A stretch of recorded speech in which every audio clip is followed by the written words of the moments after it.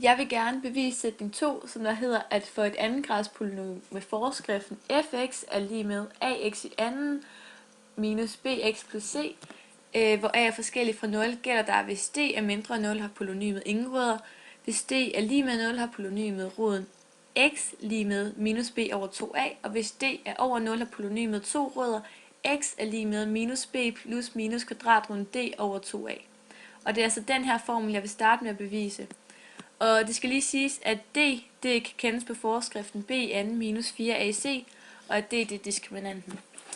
For at bevise starter vi med at lave ligningen af fx af 0, som der er ax i anden plus bx plus c er lige med 0. Og vi starter simpelthen med at bruge den her, da det på den måde, da man bestemmer et polynomets rødder. Og nu vil jeg så lige bruge et lille trick, hvor man ganger med 4a på begge sider af lighedstegnet, sådan så vores ligning kommer til at se sådan her ud.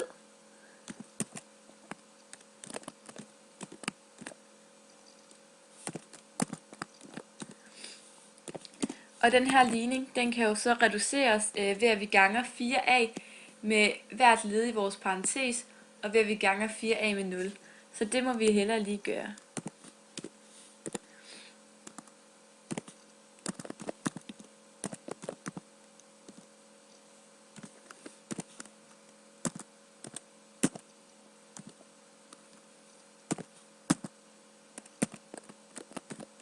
Og som I kan se, så her på højre side af lighedstegnet, der står der altså, at det er lige med 0, og det er når man ganger med 0, så får man 0.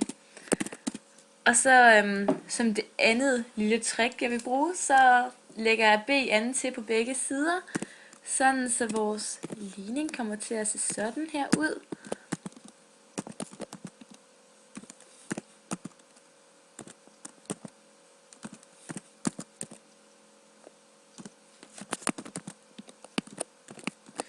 Og hvis vi så lige tager og bytter rundt på b anden her på venstre side, sådan så vi får en ligning, der ser sådan her ud.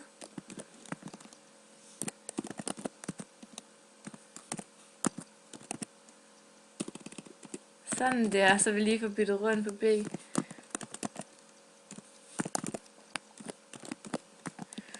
Så vil vi kunne se, at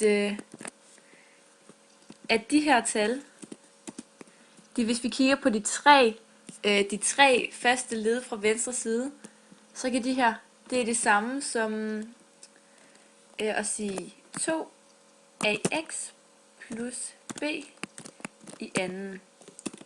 Det skal vi lige skrive i matematik. Sådan der. Og grunden til, at det er som det er, det er fordi vi har en kvadratsætning, der siger, at kvadratet på en toledet størrelse er sum af kvadratet på hvert af leddene, plus minus det dobbelte produkt. Og det er det, som jeg lige synes, vi skal bevise, så der er ikke nogen tvivl om, hvordan vi er kommet frem til det her. Så det må vi lige gøre. Kvadratsætning. Sådan. Så hvis vi lige starter med at gøre, som sætning opfylder, så skal vi altså sige 2ax i anden plus b i anden plus 2 gange 2 gange ax gange b. Her der har vi altså taget summen af kvadratet, altså på hvert af leddene, altså 2ax i anden, 2ax i anden, b i anden, b i anden, plus det dobbelte produkt. Og det er så her 2ax, og så gange b. Og det her udtryk, det kan jo selvfølgelig reduceres, som jeg så lige vil gøre nu.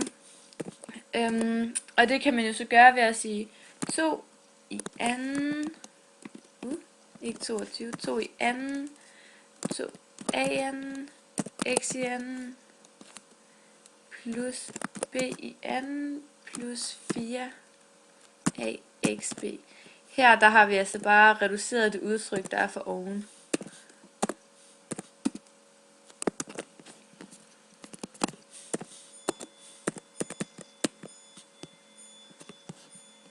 Og det her udtryk, det kan jo så reduceres yderligere, som vi lige kan gøre her, hvor vi siger 4a i anden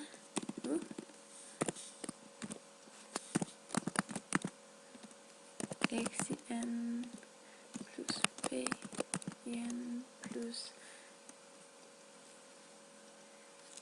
4ax, nej abx, axb. Ja. Og som vi kan se her, så har vi bare lige taget og sagt, at fordi at 2 i anden, det er jo det samme som 4, derfor kan vi lige så godt skrive 4 i stedet for 2 i anden. Og hvis man så kigger, hvad jeg har fået her, så er det jo sjovt nok de 3 første led til venstre for lighedstegnet, som vi har heroppe i vores bevis. Derfor så kan vi altså konkludere, at det her 2ax plus b i anden er det samme som de 3 første led, altså 4a i anden, x i anden plus b i anden plus 4bx. Og vi kan jo nu så fortsætte med vores bevis. Det må vi så lige gøre. Bevis fortsat. Sådan. Og så vi kan jo starte med at skrive det, vi lige har fundet ud af, altså at de 3 første led på venstre side svarer til 2ax plus b i anden, og så lige plus de 4ac er lige med b i anden. Nu der skal vi faktisk bare have isoleret x her for vores sammenhæng, som vi gør. Starter med at gøre ved at trække 4ac fra på begge sider. Så det kan vi jo lige starte med.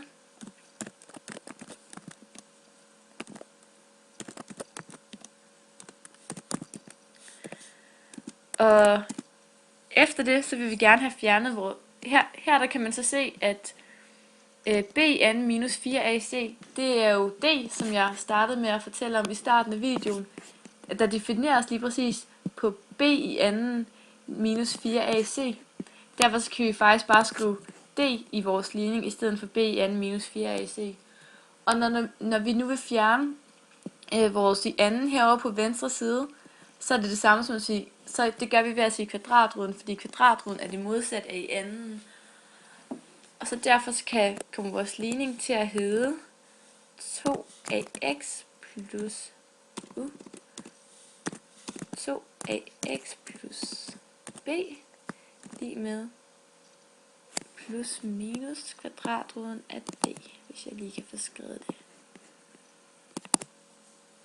Og grunden til, at man siger plus minus kvadratroden af d, det er simpelthen fordi, at når man tager kvadratroden af et tal, giver det altid et positivt og et negativt tal. Og som man kan se her, så har jeg også taget og ophævet parentesen, der er rundt om her, men det er fordi, det er alligevel en plusparentes, så det har ikke rigtig nogen betydning. Herefter der vil vi gerne også trække vores b fra venstre side, trække b fra på begge sider, så der kommer til at stå 2ax på venstre side lige med minus b plus minus kvadratroden af d.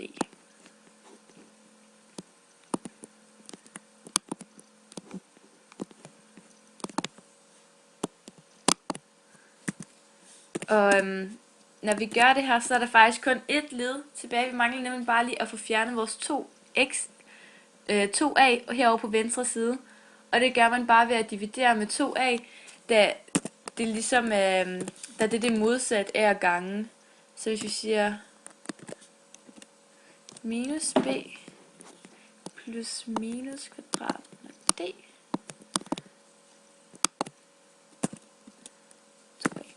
og whoopty, så har vi faktisk bevist, at den her formel, at når det er d det er over 0, så er det den her formel, der gælder.